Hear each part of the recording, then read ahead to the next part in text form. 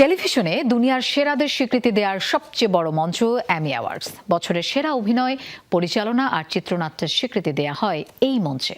কিন্তু সেই এমিকেই ঘিরেই এবার শুরু হয়েছে বড় বিতর্ক। মূল সম্প্রচার থেকে বাদ দেওয়া হয়েছে 5টি গুরুত্বপূর্ণ বিভাগ।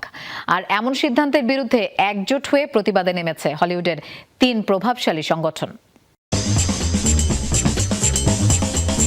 টেলিভিশনের সবচেয়ে মর্যাদাপূর্ণ পুরস্কার এমি অ্যাওয়ার্ডস ঘিরে শুরু হয়েছে নতুন বিতর্ক।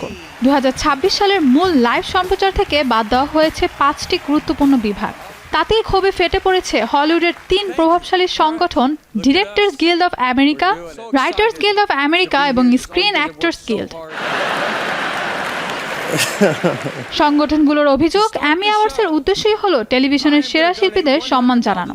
অথচ এবার মূল সম্প্রচার থেকে অভিনয়, চিত্রনাট্য ও পরিচালনার মতো গুরুত্বপূর্ণ বিভাগ সরিয়ে দিয়ে সেই শিল্পীদেরই অবদানকে ছোট করা হচ্ছে।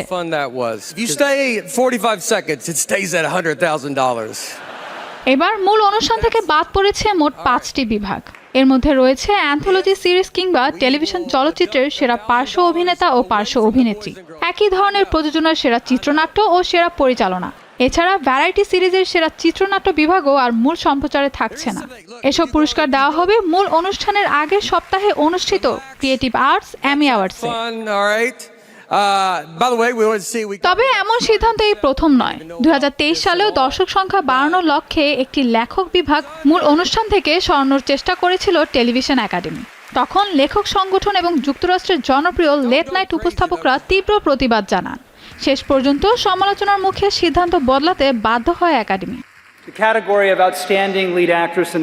এবারও একই ধরনের পরিস্থিতি তৈরি হয়েছে, কারণ আগামী বছর এমি অ্যাওয়ার্ডসের নতুন সম্প্রচার চুক্তির আগে অনুষ্ঠানটির দর্শক সংখ্যা বাড়াতে চাইছে আয়োজকরা।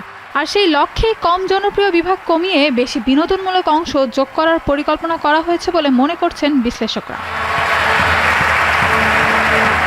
কিন্তু হলিউড শিল্পী ও নির্মাতাদের প্রশ্ন একটাই, দর্শক বাড়ানোর জন্য যদি সম্মান পাওয়ার অধিকারই কমিয়ে দেওয়া হয়, তাহলে পুরস্কারের আসল মর্যাদা কোথায়? Mahbuba Mostarin, showbiz tonight.